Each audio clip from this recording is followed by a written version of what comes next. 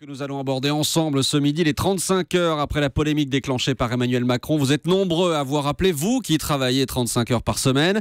Mylène Farmer revient, ses fans ont envahi le standard. Mais d'abord, Jean-Michel, les migrants, plus de 70 corps retrouvés dans un camion en Autriche. Vous parliez en début d'Europe Midi de la honte de l'Europe. Jean-Michel, la honte, ce mot a beaucoup fait réagir. Mais on va l'assumer comme ça parce que 71 personnes enfermées dans un camion qui trouvent la mort.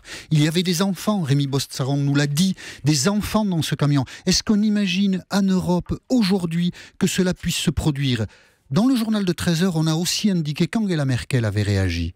Parce que ce drame-là ne peut que susciter des réactions. Nous éprouvons tous ces sentiments.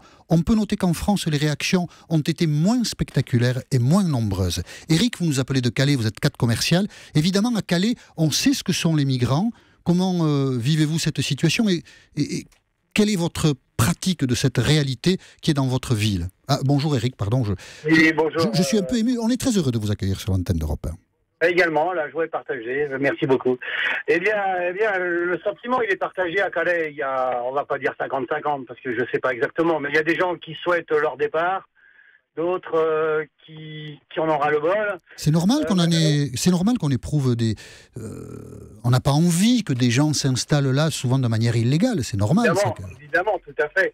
Par contre, ce qu'il faut surtout noter, c'est qu'il y a un double problème là-dessus. Certes, ils sont là, mais ils sont pas venus tout seuls. Il y a les passeurs. On a le même problème dans ce fameux camion. Il y a les passeurs. Il y en a qui se font un maximum d'argent avec ces gens-là. Il faut le savoir.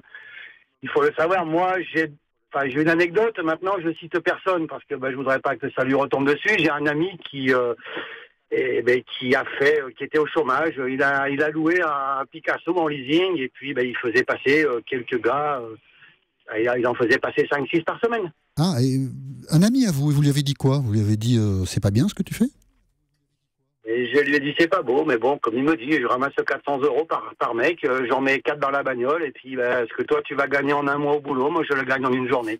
Et il entretient un système dont vous souffrez, Eric, dont vous, les gens de Calais, souffrent. Je ne cautionne pas du tout ce qu'il a fait, comprends. mais d'un autre côté, voilà, on a ce problème-là aujourd'hui où on continue à les accepter. Alors, c'est politique, c'est etc. D'accord, je veux bien tout ce que vous voulez, mais bon, il y avait le fameux camp de Sangatte. J'ai rien contre M. Sarkozy, loin de là. Il a demandé sa fermeture. Il est fermé. À Sangatte, on avait au moins la sécurité que ces gens-là se retrouvent. Ils étaient ensemble, avec les sanitaires, avec tout ça. Alors, certes, c'était pas l'hôtel 22 étoiles, mais par contre, ils avaient leur camp à eux. Ils n'étaient pas dans la rue. Et ça n'empêche qu'ils tentent de passer. Il n'y a pas très longtemps, il y en a un, il s'est même fait un radeau de fortune pour traverser. Il a été chopé par les gardes-côtes. Heureusement, sinon la mer est tellement dangereuse de là-bas que voilà quoi. Merci Eric pour votre témoignage. Vous appeliez de Calais. C'est moi qui vous remercie. Et je vous remercie aussi de la franchise de votre témoignage. Ce que vous avez dit, notamment de votre ami, doit inciter tout le monde à réfléchir sur cette situation. Yannick, bonjour Yannick. Est-ce que Yannick est avec nous à Plérin, dans les Côtes d'Armor, c'est ça ? C'est ça, tout à fait, oui. Bonjour Yannick, merci d'avoir appelé Europe 1. Alors en Bretagne, pour le coup, il n'y a pas de camp de migrants comme on peut en avoir à Calais. Vous regardez peut-être ça avec un œil un peu plus distant que ceux des habitants de Calais. Et que vous suggère cette actualité, Yannick ? En fait, moi, ce qui me désole, c'est le côté de la misère humaine et le fait que, moi, maintenant, j'ai l'impression qu'il y a des êtres humains qui valent moins cher que d'autres. On est quand même dans un pays où, quand on maltraite les animaux comme les migrants sont maltraités, on passe au tribunal. On est prêt à mettre des milliards pour les Jeux Olympiques. On n'est pas capable de faire comme ils ont fait dans le Nord, une cité d'Algeco pour accueillir des migrants. C'est juste. Moi, ce qui me choque surtout, c'est le côté humain. C'est juste inhumain la façon dont on les fait vivre, quoi. Et on n'empêchera pas. Ce matin, vous avez eu un invité avec Monsieur Soto qui a dit une chose qui était très intelligente, c'est qu'aujourd'hui, il y a plus de frontières et c'est les flux migratoires qu'il faut gérer. Et on est en plein dedans. Et ça, on ne l'arrêtera pas. Parce qu'après, il y aura les flux climatiques. Et à un moment donné, qu'on n'accepte pas la misère du monde, c'est une chose, mais on doit en prendre sa part. Et je pense que là où je vous rejoins tout à fait, c'est que l'Europe est complètement inerte. Et c'est honteux qu'au niveau de l'Europe, ils n'arrivent pas à débloquer des fonds, à faire en sorte que dans chaque pays européen, chaque pays prenne prenne sa part de responsabilité, et puis surtout après c'est de travailler aussi dans les pays d'où viennent les migrants, quoi, parce que le but de tout à chacun c'est de pouvoir rester chez soi. Mais, bien sûr, vous avez tout à fait. On n'empêchera pas les gens, ils le font au péril de leur vie dans des conditions qui sont ignobles. Moi j'ai l'impression de me retrouver quasiment en 42, quoi.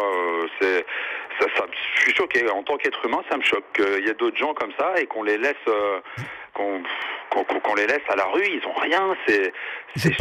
On est dans le pays des droits de l'homme, quoi. C'est pas juste une charte, c'est pas juste un morceau de papier. Je partage vos sentiments, Yannick. Pour être complet, il faut aussi dire que un pays doit édicter des règles. On n'entre pas sur un territoire n'importe comment, et quand on y entre illégalement, si on est accueilli avec humanité, c'est bien le minimum, on a aussi vocation à devoir retourner dans son pays. Et je reviens sur le mot de honte pour l'Europe que vous utilisez tout à l'heure, Jean-Michel. Beaucoup de réactions sur Twitter. Je vous cite 2 messages. La plupart des messages vont dans le même sens. D'abord, Thomas Samotte nous dit: la honte de l'Europe, pas pour moi et mes compatriotes, nous ne sommes pas responsables de ce drame. Et puis PHP nous dit: pourquoi aurions-nous honte du drame en Hongrie? Nous ne sommes pour rien dans l'attitude des passeurs de clandestins. Tous les jours, Jean-Michel Apathy et Maxime Switek écoutent vos témoignages sur Europe 1 autour de l'actualité. Pour nous appeler, 39 21, 34 centimes la minute. Et nous parlons ensemble du retour de Mylène Farmer dans un instant avec des fans qui nous ont appelés. Mais d'abord, Jean-Michel, les 35 heures. Les 35 heures avec Antoine qui nous appelle de Toulon. Bienvenue sur Europe 1, Antoine. Merci, bonjour à tous et à toutes. Vous êtes salarié dans l'outillage, c'est ça? Vous êtes exact, voilà, vous êtes aux 35 heures. Est-ce que vous êtes attaché à vos 35 heures? Pas du tout. Voilà, tiens, bravo. Pas du tout. Moi, en fait, ce qui me serait fait quasiment un rêve, c'est qu'un jour, on ait la possibilité, en tant que salarié, dans une entreprise, tout simplement, de décider au niveau de l'entreprise de la durée du travail, tout simplement. Moi, je suis pas viscéralement attaché aux 35 heures. Si demain mon employeur me propose de travailler plus pour gagner plus, je ne serai pas contre. Vous en parlez quelquefois avec vos collègues? On en parle. Alors c'est du 50-50. C'est vrai qu'il y en a. Ouais. C'est très partagé parce qu'après il y a ceux qui ont des enfants en bas âge, etc. Et c'est vrai que c'est extrêmement partagé. Mais ce qu'il y a, c'est qu'à un moment donné, je crois qu'il y a toujours un décalage entre le temps économique et le temps politique. Je crois qu'aujourd'hui, il y a pas mal de monde qui ont compris qu'on vit une transition économique. Aujourd'hui, il y a les nouvelles technologies, il y a une nouvelle mentalité, les nouvelles générations, etc. Internet, les imprimantes 3D. Enfin, on est dans un bouleversement économique. Et je crois qu'aujourd'hui, il y a une tendance qui est quand même, on va dire, lancée, dans le sens où que maintenant, je crois que l'État devrait se passer de considérer les salariés et les employeurs comme des enfants. Je crois qu'aujourd'hui, les salariés et les employeurs sont capables de se mettre autour d'une table, de discuter, et je crois que c'est non seulement un accompagnement de la transformation économique, mais aussi tout simplement du bon sens.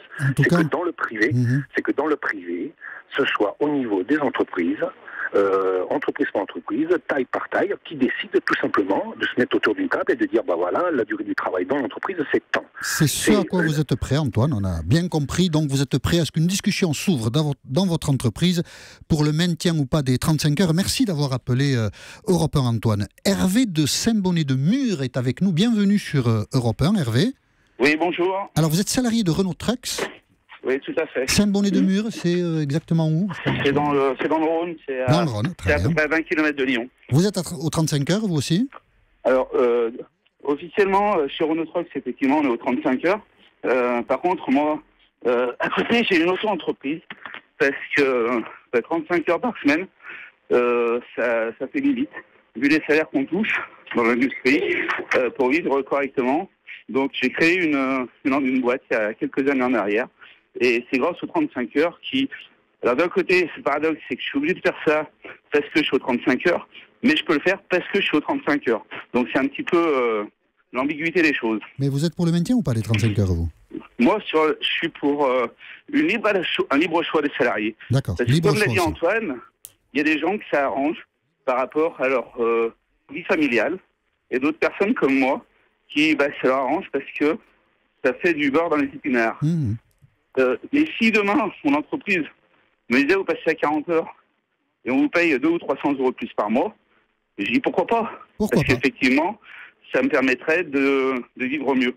Mais dans ces cas-là, je serais obligé de supprimer mon auto-entreprise et ça ferait des charges sociales aussi en moins pour pour l'État, parce que moi je cotise en dehors. Donc, Bon, en tout cas, merci pour votre témoignage, Hervé. On comprend qu'Emmanuel Macron, en reparlant des 35 heures, quand même ouvre un débat dans lequel beaucoup de Français se retrouvent. Ils ont envie de parler des 35 heures,